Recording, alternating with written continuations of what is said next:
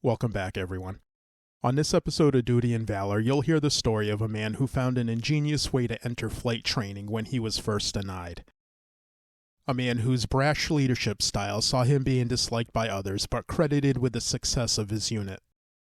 A man who would go on to be the highest scoring ace of the Marine Corps during World War II. This is the story of Medal of Honor recipient U.S. Marine Corps Colonel Pappy Boyington.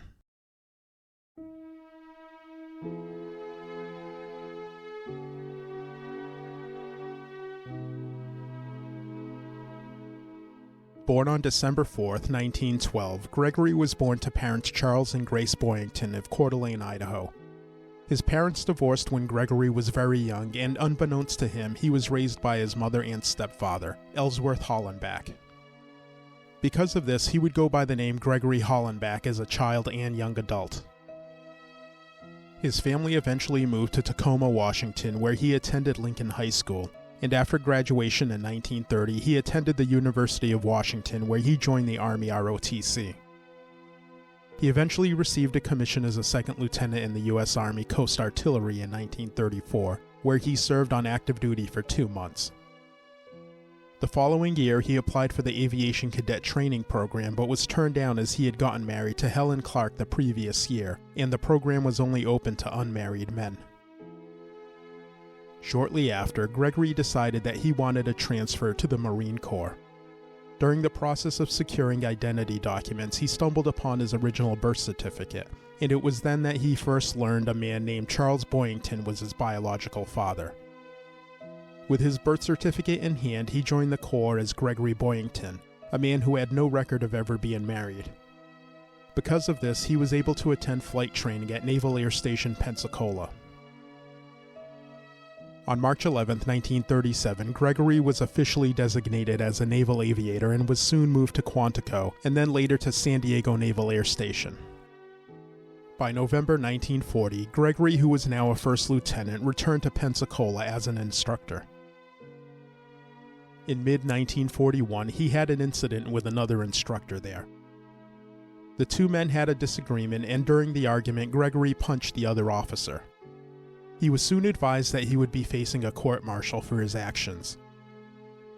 Around this same time, representatives had visited the air station and were looking for volunteer pilots to fight the Japanese in China. Not wanting to face that court-martial, he resigned his commission in August of 1941 and volunteered to fight with what would be called the American Volunteer Group, or the Flying Tigers as they would famously be called. The Flying Tigers were tasked with defending China and the Burma Road. His time there was marked with aerial successes and turmoil in his unit. He was credited with 6 aerial victories, but it was also reported that he was in trouble continually and was even called a liar and a drunk by the other pilots. His time with the Flying Tigers ended in April 1942, less than a year after joining them. By September of that year, he was back in the Marine Corps, now with the rank of Major. Gregory was soon sent back to the Pacific as the executive officer of Marine Fighting Squadron 122, and then with the Marine Fighter Attack Squadron 214, the unit better known as the Black Sheep Squadron. Gregory, who was 31 years old and about 10 years older than the other men of the unit, was given the nickname Gramps. The nickname didn't stick, but it was eventually changed to Pappy, a name that ended up staying with him the rest of his military career and beyond. During his time in the Black Sheep Squadron, Pappy flew the F-4U Corsair, a single-seat fighter plane that entered military service during World War II and served through the Korean War. Over a 32-day stretch, Pappy was in his Corsair as he shot down 14 enemy planes, and by December 1943, his number of aerial victories had reached 25, just one short of the record set by Captain Eddie Rickenbacker. U.S. Army Captain Eddie Rickenbacker had set the record of 26 over the skies of Europe during World War I.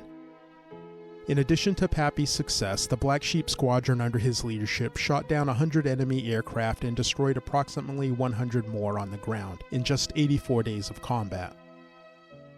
The following month, on January 3, 1944, Pappy tied Captain Rickenbacker's record when he scored his 26th aerial victory over Papua New Guinea. During this same battle, he shot down another 2 planes, bringing his total to 28, but the last 2 kills weren't confirmed until almost 2 years later, as Pappy was shot down and taken as a POW by the Japanese. After being shot down, Pappy was able to escape his plane and ended up in the waters off the New Britain coast. He was soon captured by the crew of the Japanese submarine I-181 and transferred to confinement with the forces on shore. And it was lucky for Pappy that they did so, as the submarine was sunk just days after capturing him. The Americans were never notified that Pappy was being held as a POW, so his official status remained missing in action. Though he was not confirmed to still be alive, he did receive a promotion to lieutenant colonel while in confinement. In total, he spent 20 months as a prisoner of war until he was finally released on August 29, 1945, following the Japanese surrender. After his final 2 kills were confirmed, he became the top ace in the Marine Corps during the war. In March 1944, prior to being released and being presumed dead, Lieutenant Colonel Boyington was posthumously awarded the Medal of Honor by President Franklin D. Roosevelt for his extraordinary valor and leadership in combat. Now that he was confirmed to still be alive, he joined other Marines at the White House on October 5, 1945, where President Truman personally bestowed the medal upon him. Pappy remained in the Marine Corps until August 1947, when he retired at the rank of colonel. Colonel Gregory Pappy Boyington passed away on January 11, 1988, at the age of 75, in Fresno, California, and he is interred at the Arlington National Cemetery. Colonel Pappy Boyington's unwavering courage, leadership, and exceptional combat skills not only made him one of the top-scoring aces of World War II, but also a symbol of resilience in the face of adversity.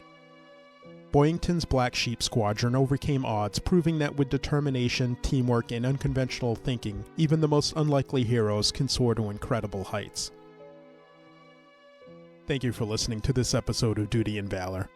For those interested in learning more about Colonel Pappy Boyington, I've provided links to all sources used in today's episode in the show notes and on our website, dutyandvalor.com. Please follow and review us wherever you're listening, and don't forget to join us on our next episode, where I'll tell you the story of another true American hero.